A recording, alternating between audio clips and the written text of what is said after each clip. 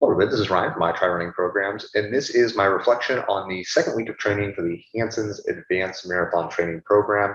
And as you can see, this is a relatively easy week with 4 6-mile easy runs kind of spaced out across the week, a rest day, 1 8-mile easy run, and then 1 speed work day, a 12 by 400 meter repeat exercise done at a 5K to 10K pace, which for me is roughly kind of the high 5 to low 6 minute per mile pace, and then a 400 meter jog rest between each rep that you do, with a 1.5 mile warm up and a 1.5 mile cool down for a total of 41 miles. And for me, I did end up hitting 41 miles roughly for this week. If we scroll up, just a touch over, and I think because I did some of my cool downs a little long on my speed work day, but not necessarily a huge issue. So a total of 41 miles that week, which took me about 5.5 hours of running and a total of 840 feet of vertical gain. So relatively flat running. So with that said, kind of how did the runs go? Well, the first run was a relatively easy run. You can see my average pace shows at 7:59. You can the thing I really love about Garmin Connect and why I'm going to use both Strava and Garmin Connect moving forward for these videos is they give you a lot of different data points to look at that Strava. Unfortunately, I think it started to put behind paywalls, which makes sense. They're running a business. But with that being said, you can see that overall, using this out and back course, most of the perceived effort, according to my Garmin, is right in that average pacing range. So nothing terribly fast, except kind of somewhat near, kind of when I'm entering the Natividad area. This is very common for me. I kind of speed up to avoid a couple of areas where cars are turning, potentially could turn into me. And then also when I usually finish my run, sometimes I just want to finish quickly. So I'll pick up the pace a bit there. Now, when we scroll down, you can see that this is a very relatively flat course, and my pacing stayed pretty consistent overall throughout. So this is was a relatively easy run for me. You can see that my heart rate starts in the low 130 range and slowly worked its way up to about the 150 to 160 range for an average of 152 beats per minute. And my cadence was roughly at an average of 179 with some spikes you can see that are shown in purple throughout the run. Now, if you look at kind of the laps, if you will, you can see that there's a variety of where the pace kind of goes, average stride length. There's tons of data here, some of which I don't think I would necessarily use, but really you can see the first 3 or so miles, I was way above what I should be for that particular pacing.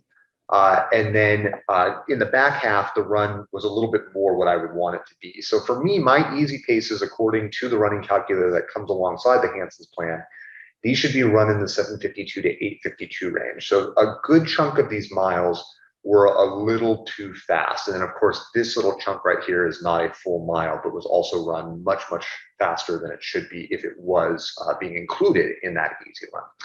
So with that said, not a huge issue, but it's something that in week 3, I'll talk about how it was impacting some of my other training days by taking some exercises a little too seriously. And I've tailored that back again, and now I'm feeling really good again. But week 3 actually became somewhat difficult because of that. So I'll talk about that in a future video. Now, the second run of the week was my 12 by 400 meter repeat speed work day.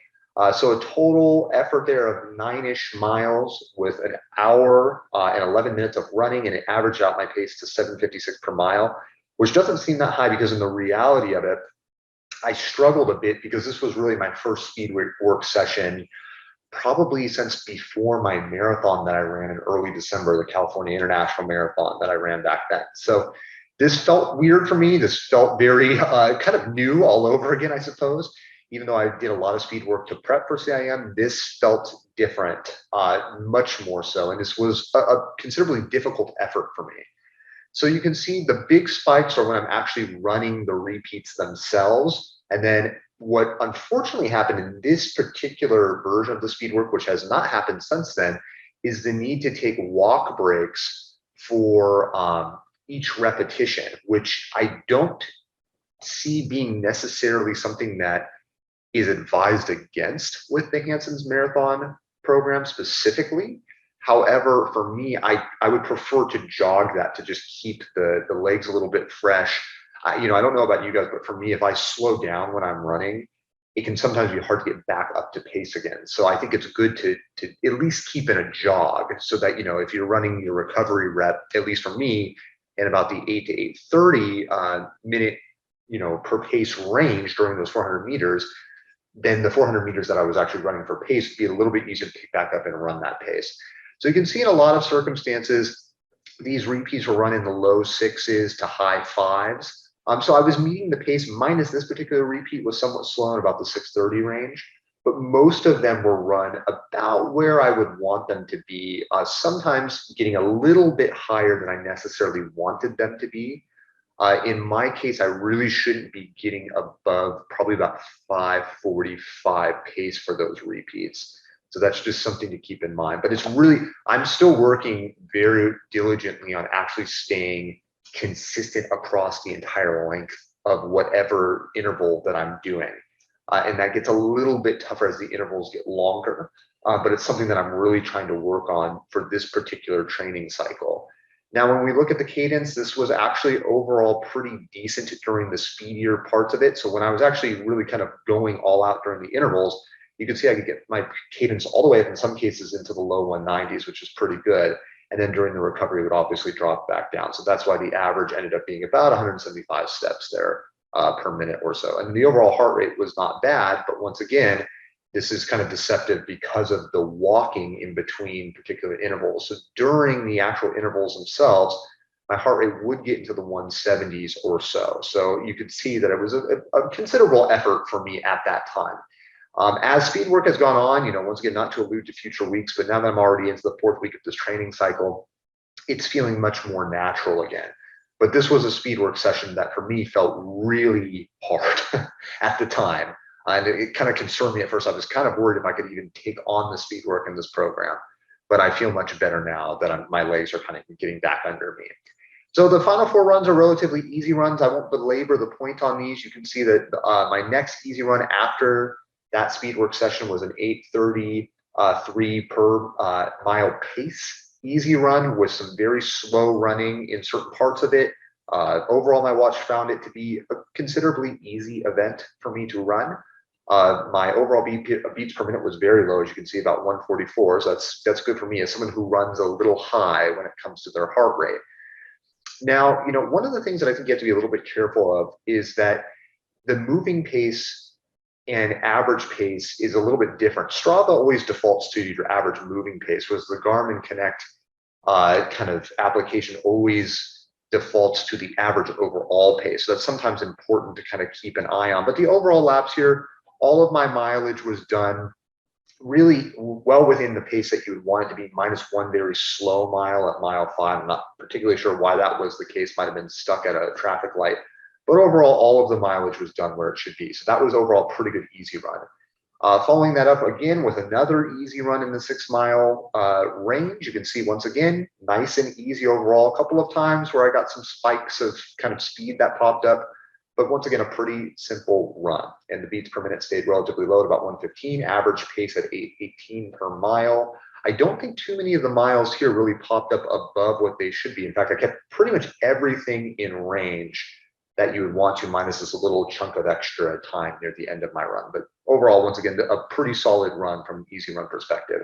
And similarly, the last 2 runs of the week were done pretty easily as well. So it's taking a little bit of time here to load. You can see this one, I kept it a little bit slower according to my watch.